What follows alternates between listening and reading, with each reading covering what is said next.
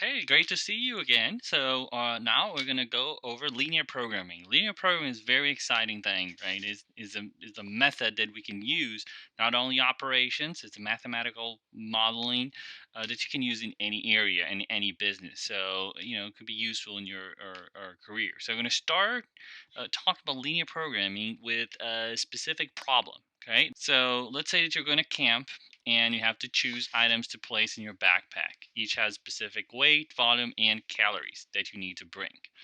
But you only have 45 cubic inches of volume available and 2 pounds of weight. So which ones would you bring? And let's say that you cannot bring, multiple items. You can only bring one of each one of them, or it can be zero or one of each one of them. And then you have the sandwich, yogurt, chips, cereal, eggs, and half of a chicken. And here, how many cubic inches each one takes, what is the weight that each one takes, and how many calories they have. Okay? And the problem here is we need to maximize the amount of calories. We need to bring as many calories we can. Okay?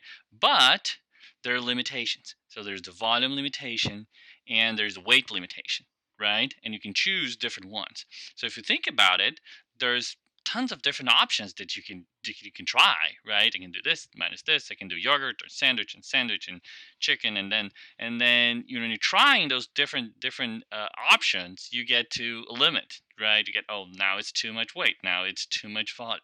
Okay, so what I want you guys to do is try to do this, okay, at home, and bring it to the class. I'm not going to give you the answer for that one. You bring to the class, and we're going to discuss that in class. I'm going to see who of you guys got it and how many calories maximum you can bring. And I'm showing this example because this is a very classic example. This example have more than 100 years. Okay, and that was the start of the whole linear programming. And there's a bunch of people that study that. It's based on mathematical modelings again, but it can be used in any kind of situations, right? Where we have to maximize or minimize something, okay?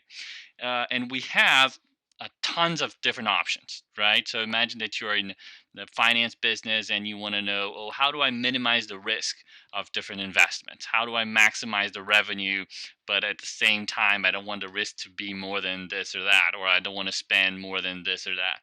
So you can have, or I say, oh, I don't want to have more than 30% of my investment in bonds or whatever it is, or treasure titles, whatever it is, right? So set this limitation, but you have to optimize something, right? The same thing with marketing. How I'm going to spend money to maximize my, let's say, how many people I can reach. But then I have budget constraints, and I want to do, multiple channels, and I want to do online. So there's tons of different decisions. You can put this into a model and it gives you the best answer. And that's the magic of linear programming. It gives you the best answer without trying and error, right? So for this model, you need to do try and error. You need to spend some time there and crack your head a little bit, see if that's working, and then bring it to class, okay? And we're going to discuss that. So what is linear programming? It's a technique that allows you to find the best option, right? With some limitations, right? So the best option, and we have some limitations that we're going to call them constraints, okay? And we're going to look how they. And now let's see what is it. What is the kind of important things that we need to learn first? Objective function. Okay, objective function is the thing that I want to minimize or maximize. So it's an equation that I'm going to write, and I'm going to say what needs to be maximized. So usually we're talking about maximizing revenue or maximizing profit or minimizing cost in the problems that we're going to talk about. Okay, but you can do that to any kind of math, right? That you can write down into a math problem. The decision variables are the things that you're going to decide. Okay, so I need to maximize something. What is the example? What we need to maximize? Calories, right? We need to maximize calories. And there's a function for that. How am I going to write how many calories I have? Well, it's going to be every time that I have a chicken, it gives me this amount of calories. Every time that I have an egg, this amount of calories. Every time that I have a sandwich, this amount of calories. Okay. what is going to be the decision variable? So decision variables are what I'm deciding on. So I have the function, the equation, that is what I need to maximize. And what are the decisions that we're making on the knapsack example. So we're deciding if we're going to bring sandwich, yes or no, yogurt, yes or no, chips, yes or no, cereal, yes or no, egg, yes or no, or half of a chicken, yes or no. And that's what we're deciding. Okay? And for each one of them, I'm going to decide if I'm going to bring it or not. And that's what we're doing, right?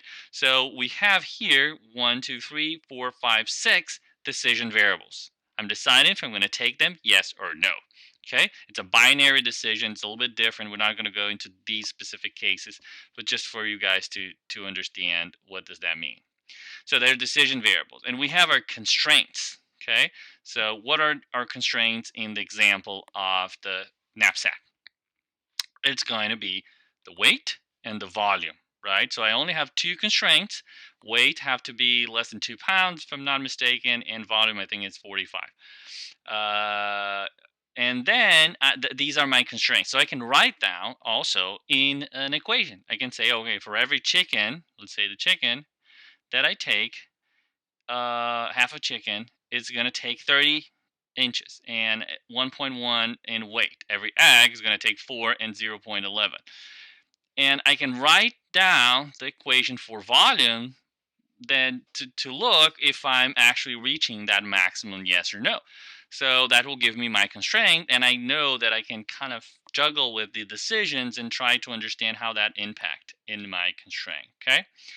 Now we have parameters. So these are the coefficients. So my equations, they have coefficients. So for every half a chicken is going to be 30 cubic inches, I think. And then for every sandwich is going to be X amount of cubic inches. So that number, okay, the coefficient are called the parameters. Linearity. So my equations are linear, means that every time that I'm going to add 1 unit, it's going to multiply by a number. So it's a coefficient, like you're just going to multiply by 2 and multiply by 10. So if I have 1, if I have a 2, if I have 3, if I have 4, it's just going to multiply by a number, and that will be linear, right? Because it's increasing in the same amount of increment, in the same increment. And non-negativity means I cannot have a -1 chicken, so I can have more sandwiches or yogurts or whatever it is. So the values have to be 0 or positives, right? And now we're going to get to the steps of the linear programming, and there are 3 steps. First, I have to define my decision variables. So I need to find out what I'm deciding on. I'm deciding in how many pounds of this I'm producing, how many units of this I'm producing, or this model or this model. Or in this case, I'm deciding if I'm gonna bring a chicken, yes or no. I'm gonna bring a yogurt, yes or no. These are my decisions that I'm making, right? So I need to just find out what are the decision variables. That's the first step. Second step, find out the objective function. Write that down. How does the objective function look like?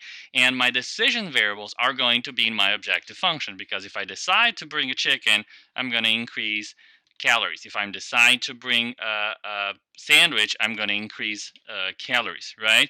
So this is going to impact in my objective function, right? Which I'm want to maximize or minimize, right? And finally, I write the constraints. So constraints are the limitations. Again, if I decide something is going to impact in at least one of my constraints, right? In terms of the example, if I want to bring half of a chicken, it's going to impact in the first constraint, which is the volume, and it's going to impact the second constraint, which is the pounds, that I'm maximum amount of pounds, right? So my decision is going to impact in those 2 constraints, so I need to write those constraints. And next video, we're going to see an example about how to do that.